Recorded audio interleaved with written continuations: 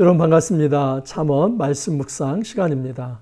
우리가 헛된 환상에 빠져 살지 말고 하나님의 말씀에 순종하며 살아갈 수 있기를 간절히 소망합니다. 헛된 환상은 현실의 삶을 파괴할 수도 있습니다. 왜냐하면 헛된 환상은 이 탐욕이 만들어낸 망상이기 때문입니다. 예를 들어서 내가 돈을 많이 벌면 그 돈이 모든 것을 해결해 줄 수 있다고 생각하는 거 망상이며 헛된 판타지입니다. 여러분, 돈으로 안 되는 것이 있습니다.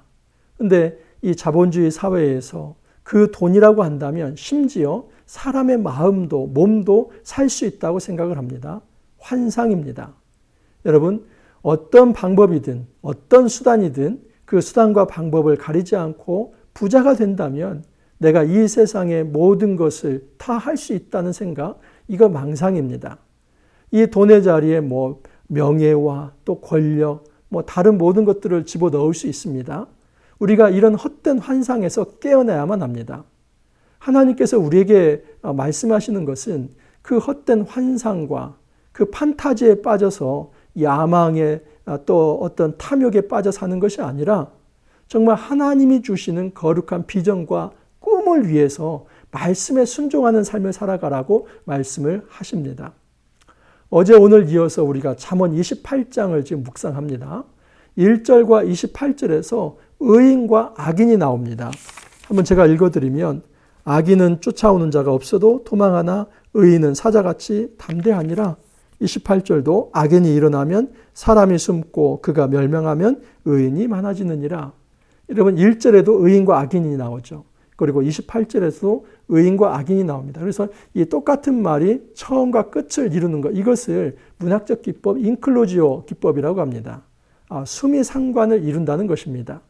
그래서 이 수미상관을 1절과 28절에서 이 의인과 악인이라고 하는 단어로 이루고 있기 때문에 28장 전체가 이것은 지금 의인과 악인에 대한 주제를 말한다라고 볼 수 있는 것입니다.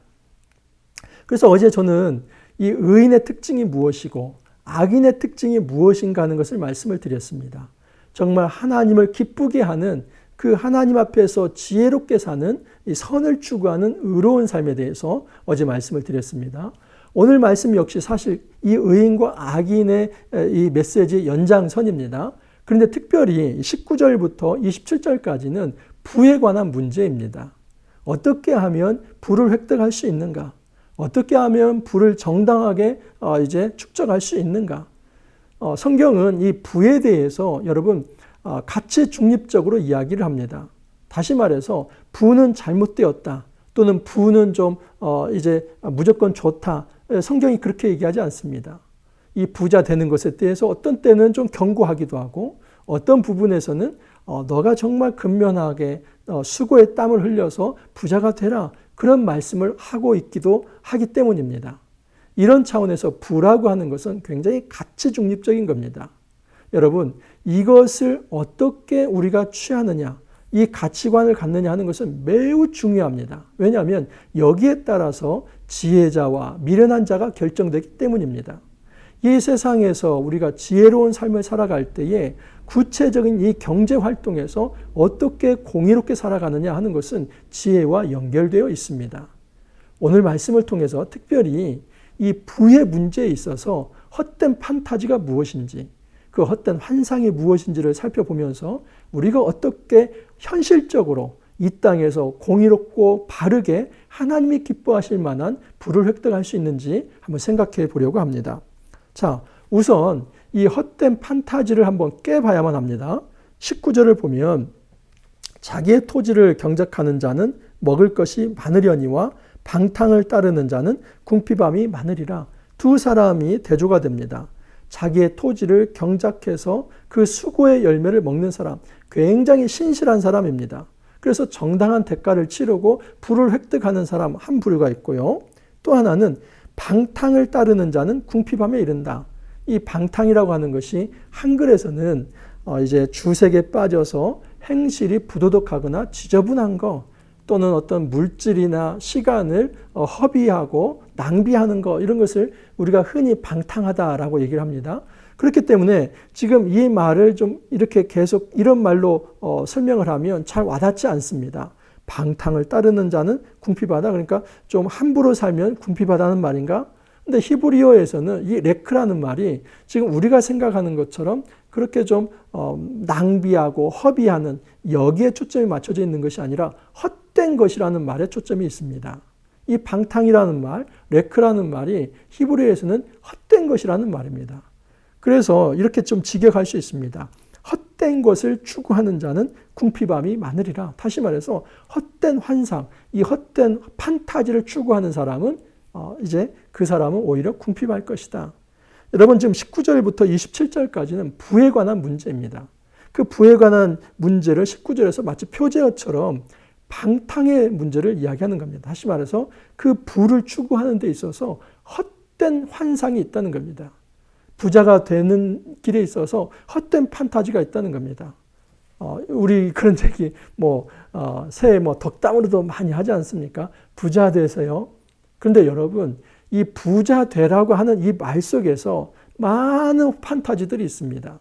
자, 그것을 하나하나 좀 한번 설명드리도록 하겠습니다. 그래서 19절이 표제와 같고 20절에서 27절 사이에 그 헛된 판타지 하나하나 사례들이 나타나 있습니다. 먼저 20절을 보면 충성된 자는 복이 많아도 속히 부하고자 하는 자는 형벌을 면하지 못하리라. 여기도 이제 두 부류의 사람이 대조가 됩니다. 충성된 자는 복이 많을 것이다. 이 충성된 자는 19절에서 말하면은 자기의 토지를 경작하는 자입니다. 한마디로 말하면 신실한 사람입니다. 그 신실한 사람은 복이 많아서 그 사람에게 부가 있을 것이다 하는 겁니다. 하지만 속히 부하고자 하는 사람, 이 속히 부하고자 하는 사람은 거짓이나 속임수, 부정부패의 수단과 방법을 가리지 않는다 할지라도 부하고자 하는 사람은 형벌을 면하지 못할 것이다 라고 이야기를 합니다. 여러분, 이 헛된 환상의, 이 헛된 판타지의 첫 번째는 무엇이냐면 수단과 방법을 가리지 않고서라도 부자가 되라는 겁니다.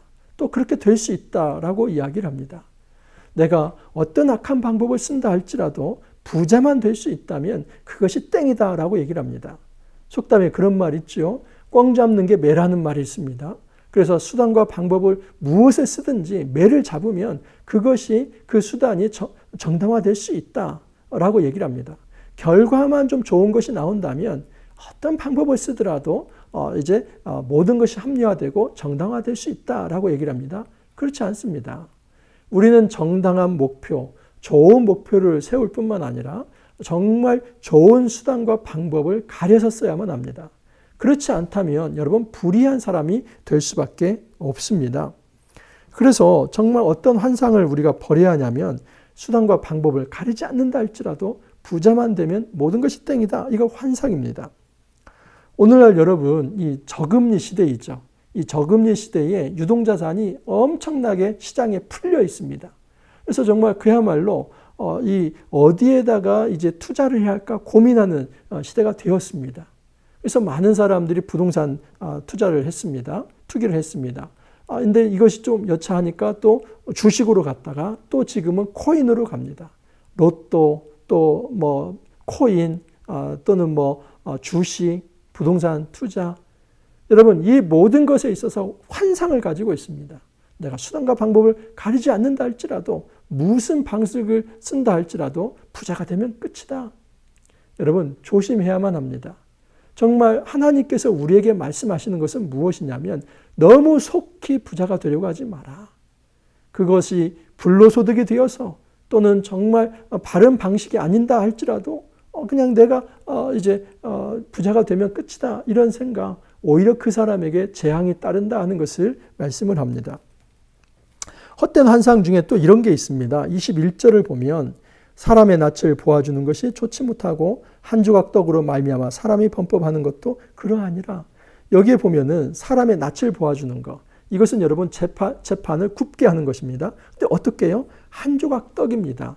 한 조각 떡으로 말미암아 사람이 범법하는 것은 이 뇌물을 받고 그 재판장이 재판을 굽게 하는 것입니다. 여러분 이 한 조각 떡이라고 하는 것은 어떻게 보면은 이 한 끼 식사 값입니다. 정말 아주 낮은 어떤 한 끼 식사 값으로 그 사람의 도덕성과 인격과 그 사람의 영혼을 팔아버린다는 겁니다. 이 소탐대실이죠. 근데 이 작은 것을 붙들고 이 작은 물질을 좀 얻기 위해서 정의를 왜곡하는 거, 그렇게 해서라도 좀 부자가 되는 거, 이거 여러분 헛된 환상이라고 얘기를 합니다. 이게 판타지입니다. 내가 뇌물을 받는다 할지라도 그 불이한 방식을 쓴다 할지라도 내가 부자가 되는 거, 이거 괜찮다? 그 판타지입니다. 또 하나 있습니다. 22절을 보면 악한 눈이 있는 자는 재물을 얻기에만 급하고 빈궁이 자기에게로 임할 줄은 알지 못하느니라. 이 악한 눈이라는 말 자체가 어떤 의미가 있냐면 구두쇠, 수전노 이런 의미가 있습니다. 다시 말해서 정말 그렇게 아끼면서 살아가는 사람, 뭔가 좀 쓰는데 인색하는 사람, 특별히 불쌍한 사람 또는 연약한 사람, 소외된 사람, 이 사람들이 긍휼을 베푸는 것을 눈꼽만큼도 생각하지 않는 사람, 그 사람은 재물을 얻기에만 급급하다가 오히려 빈궁을 임할 것이다. 가난하게 될 것이다 라고 얘기를 합니다. 그게 27절에도 이렇게 나타나 있습니다. 가난한 자를 구제하는 자는 궁핍하지 아니하려니와 못 본 채 하는 자에게는 저주가 크리라. 여러분, 가난한 자를 도와주고 구제하는 자는 그 사람 궁핍해지지 않는다는 겁니다. 다시 말해서 내 것을 좀 나누어서 이제 연약한 사람들과 동반해서 같이 성장해 간다면 나도 부유해질 수 있다는 겁니다. 그런데 정말 다른 사람에게 눈꼽만큼도 애정과 긍휼과 자비의 정신이 없이 그냥 자기의 배만 채우려고 한다면 오히려 그런 사람은 저주가 클 것이다. 연약한 사람은 못 본 채 하고 불쌍한 사람을 못 본 채 하는 사람 더 저주가 클 것이다. 여러분, 헛된 환상에 빠지지 말아야만 합니다. 무조건 아끼면 부자가 된다. 환상입니다. 또 이런 환상이 있습니다.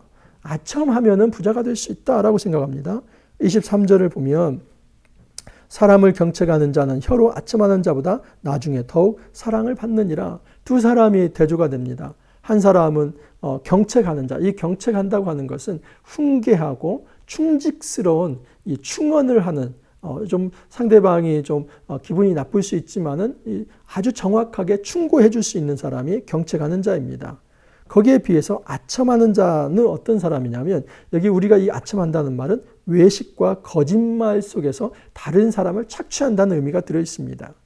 이 사람보다 정말 충직한 말을 하는 것이 훨씬 좋다는 겁니다. 근데 왜 이렇게 아첨을 하냐면 외식과 이 거짓말 속에서 자기 유익을 취하는 것입니다. 그래서 내가 어떤 말을 하든, 내가 어떤 거짓말을 하든, 어떤 사기를 치든 내가 부자가 된다 하는 거 다 환상이고 판타지입니다. 또 24절을 보면 정말 넘보지 말아야 할 것을 넘보는 거, 그렇게 해서라도 부자가 되는 거, 그 헛된 환상입니다. 24절을 보면 부모의 물건을 도둑질하고서도 죄가 아니라 하는 자는 멸망받게 하는 자의 동륜이라. 여러분, 당시에 이 부모가 가지고 있는 재산이라고 하는 것은 정말 이 부모의 모든 주권입니다. 그런데 이것은 자녀가 그 왈가왈부할 수 있는 부분이 아닙니다. 그런데 부모의 물건을 도둑질하고서도 죄가 아니라 하는 자, 이 뻔뻔한 자는 멸망을 받게 된다라고 이야기를 합니다. 정말 여기에서 얘기하는 것은 뭐냐면 정말 손대서는 안 될 것을 손대는 것. 이것은 어떤 부모의 재산은 자녀가 손대서는 안 될 부분을 이야기합니다. 근데 그것을 해서라도 내가 부자가 되고자 하는 거, 이것은 잘못된 생각이며 헛된 환상이다라고 이야기를 합니다. 또한 욕심을 내면 우리가 부자가 될 수 있다고 생각을 합니다. 25절을 보면 욕심이 많은 자는 다툼을 일으키나 여호와를 의지하는 자는 풍족하게 되느니라. 여러분, 욕심을 많이 내는 자가 부자가 됩니까? 여호와를 의지하는 자가 부자가 됩니까? 여호와를 의지하는 자가 풍족하게 될 것이다. 이게 대조를 합니다. 그렇다면 욕심이 많은 자는 오히려 다툼만 일으킬 뿐이고 정당한 열매를 얻을 수 없다 하는 것입니다. 그것이 26절로 연결이 됩니다. 자기의 마음을 믿는 자는 미련한 자요, 지혜롭게 행하는 자는 구원을 얻을 자니라. 지혜롭게 행하는 자는 바로 25절에서 여호와를 의지하는 자이고, 그리고 26절에 자기의 마음을 믿는 자는 25절에 욕심이 많은 사람입니다. 그 욕심이 많고 탐욕이 많기 때문에 자기 힘을 의지합니다. 내가 내 힘을 의지하면 모든 것을 성취할 수 있다. 이것도 헛된 환상, 판타지입니다. 자, 그러면 우리는 어떻게 살아야 하는가? 이 환상을 벗어내야만 합니다. 먼저는 정말 신실해야만 합니다. 19절에 보면 자기의 토지를 경작하는 자는 먹을 것이 많다고 합니다. 우리가 헛된 환상에 빠져서 그 방탕함으로 내가 수단과 방법을 가리지 않는다 할지라도 어떤 부자가 되고자 하는 그런 환상에 빠져 살 것이 아니라 정당한 대가와 수고를 통해서 하나님이 주신 것에 만족하며 살아가는 것, 이것이 필요한 것입니다.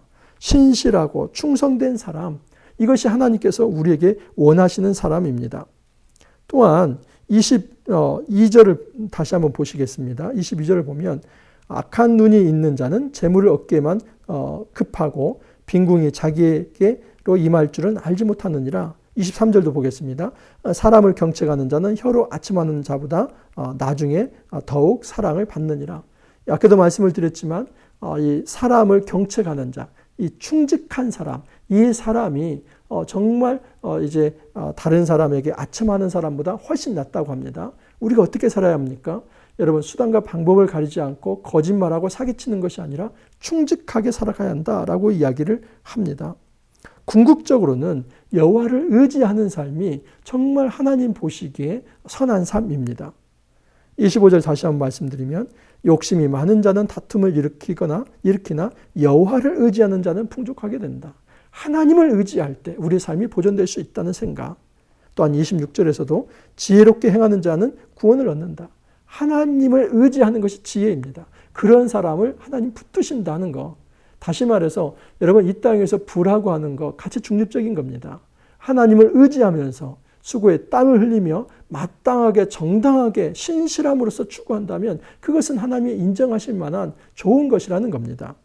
그러므로 우리는 신실을 회복해야 하며 또한 우리는 다른 사람의 아픔을 좀 돌볼 수 있는 자비의 정신을 가져야 하며 우리가 정말 충직함으로 바른 것을 얘기하면서 우리에게 허락하신 재능과 은사를 통해서 하나님께서 맡기신 이 재물들을 잘 획득하는 것이 필요합니다. 여러분, 개혁주의 신앙에 있어서 이 어떤 부를 획득하는 것을 결코 부정적으로 말하지 않습니다. 이 칼빈도 정말 우리의 직업에 있어서 귀천이 없다고 얘기를 합니다. 그것을 소명과 연결시키기도 합니다. 우리가 하나님 앞에 구원받고 이 하나님 앞에 부름 받는 것이 우리의 직업과도 연결되어 있습니다. 저같이 목회자만이 성직자가 아니라 모든 삶의 자리에서 우리는 성직자가 되어야만 합니다. 구두수송공이 되든 또는 뭐 정치인이 되든 아니면 뭐 군인이 되든 회사원이 되든 가정에서 이제 가사 일을 돌보는 사람이 되든 모든 사람들이 다 전문 영역에서 하나님이 주신 나에게 주신 이 천직을 제대로 감당하고자 하는 그 마음이 있어야만 합니다. 하나님을 의지하면서 내 마음을 의지하는 것이 아니라 하나님을 의지하면서 신실하게 그리고 자비의 정신으로 그리고 충직하게 살아가는 사람이 진정한 의인이며 지혜로운 사람이다라고 말을 합니다. 우리가 이 거룩한 삶, 정말 하나님께서 원하시는 의인의 삶 함께 살아갈 수 있기를 간절히 소망합니다. 함께 기도합니다. 주님 감사합니다. 어제 오늘에 걸쳐서 의인과 선인의 의인과 악인에 대해서 우리가 말씀을 들을 수 있게 하여 주시니 감사합니다. 특별히 오늘 말씀은 이제 부의 획득 과정에 있어서 헛된 판타지, 환상을 깨고 하나님을 의지하면서 하나님이 정말 말씀하시는 원리에 따라서 신실하게 또 자비의 정신을 가지고 충직하게 살아감으로써 정말 이 선한 삶, 의로운 삶을 살아가라고 말씀하여 주셨고 또 그 말씀을 듣게 하여 주시니 주님 감사합니다. 이 원리에 따라서 정말 우리가 하나님 보시기에 기뻐하는 이 땅에서의 이 경제 활동에 있어서도 정말 공의가 이루어지는 그 귀한 삶 살아갈 수 있도록 도와주옵소서. 감사하고 예수님 이름으로 기도하옵나이다. 아멘. 정말 이제 잠언 말씀 종반으로 나아가고 있습니다. 끝으로 갈수록 계속 잠언은 이제 정리 모드입니다. 그래서 앞에 했던 이야기들을 정말 잘 정리할 수 있는 좋은 기회입니다. 이제까지 좀 묵상에 게을렀다 할지라도 나머지 기간이라도 최선을 다해서 이 잠언이 지향하는 지혜의 말씀 잘 정리할 수 있기를 바랍니다. 오늘 또 화이팅 하시고 내일 또 찾아뵙도록 하겠습니다. 감사합니다.